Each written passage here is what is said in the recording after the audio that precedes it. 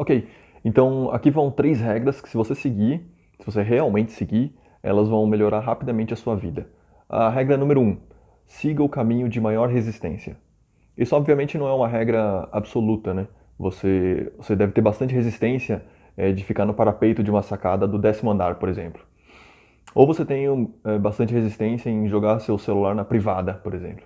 Isso provavelmente é uma coisa muito boa, mas não é esse tipo de resistência que eu estou falando aqui. Você sabe do que eu estou falando aqui.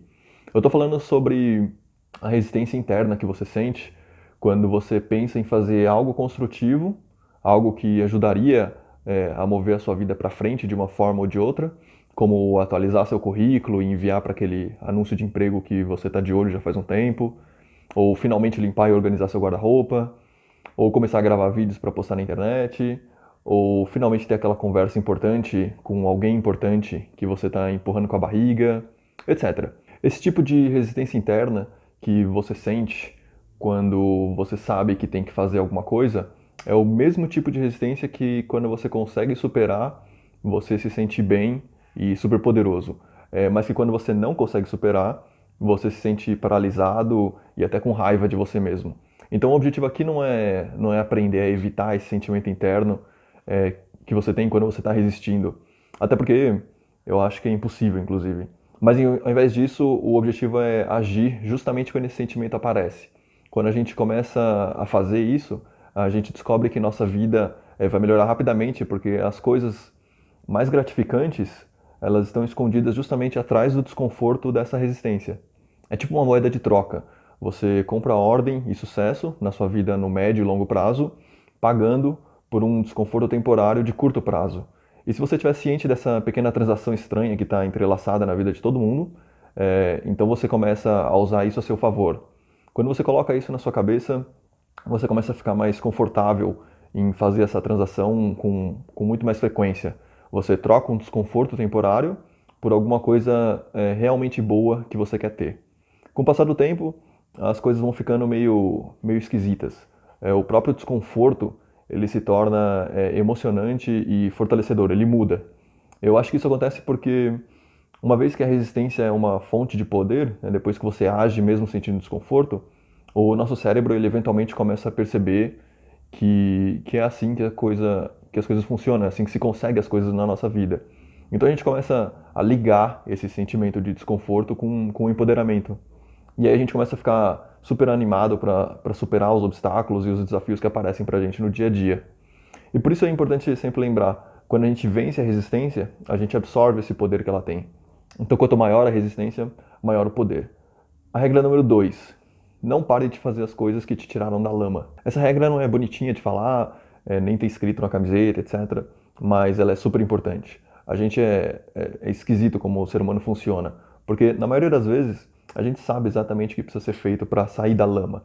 Tipo, a gente tá um lixo. A gente só tá comendo porcaria, perdendo tempo com coisa que não agrega em nada.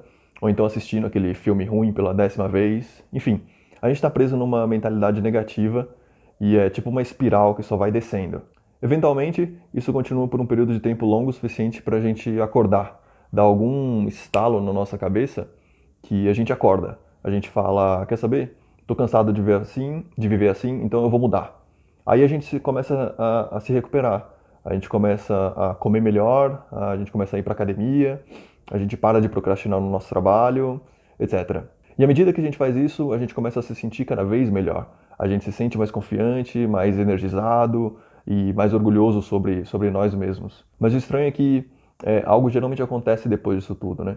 Já que a gente não tem mais aquele incentivo negativo para sair da lama, a gente meio que esquece por que a gente estava cuidando de nós mesmos desse jeito.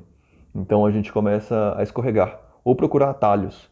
A gente pula a academia por um dia, aí esse um dia se transforma em 2 dias, aí depois se transforma em uma semana, que se transforma em um mês, e aí eventualmente a gente escorrega e volta para o buraco que a gente estava. Mas você já parou para pensar em como seria a sua vida se você não tivesse parado de fazer as coisas que te tiraram da lama? Porque na verdade não tem nenhum segredo pro super sucesso, né? O sucesso não é construído fazendo coisas super extraordinárias em tempo recorde.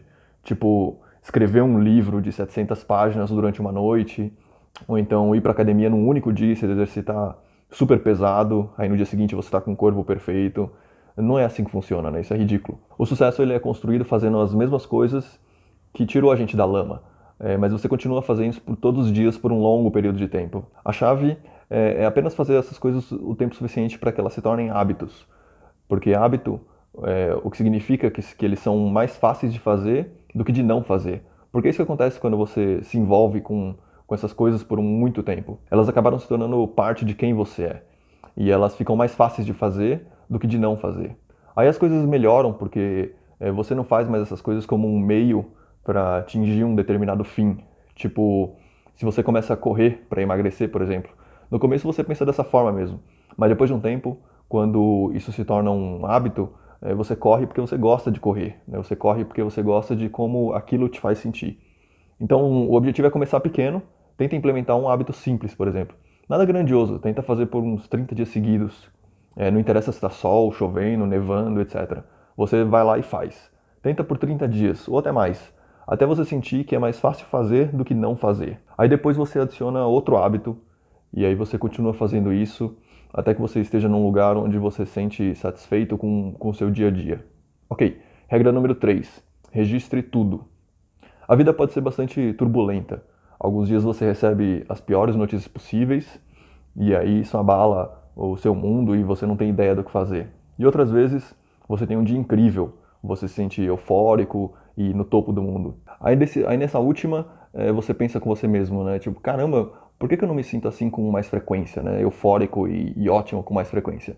Então, em vez de permanecer completamente alheio sobre por que você se sente bem ou por que você se sente mal, o objetivo é que você comece a escrever as coisas e registrar seus pensamentos todos os dias. Porque quando você faz isso, alguns padrões começam a surgir.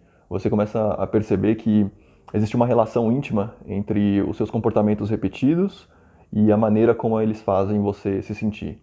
Então, esse é um hábito de ótimo custo-benefício, né? Ele se chama journaling. Você consegue encontrar uma tonelada de dicas sobre isso na internet. Mas você não precisa ir muito além ou encher sua mente de informações sobre isso. É super simples, na verdade. A única coisa que você precisa fazer é começar a registrar qualquer coisa. Você pode escrever ou então gravar um áudio no seu celular, qualquer coisa que funcionar para você. Você pode escrever num papel, num livro ou no computador. Tem uma tonelada de artigo científico que comprova o benefício de registrar as coisas todos os dias. E uma vez que os nossos pensamentos e comportamentos são registrados de forma objetiva, acaba se tornando difícil para continuar cometendo os mesmos erros.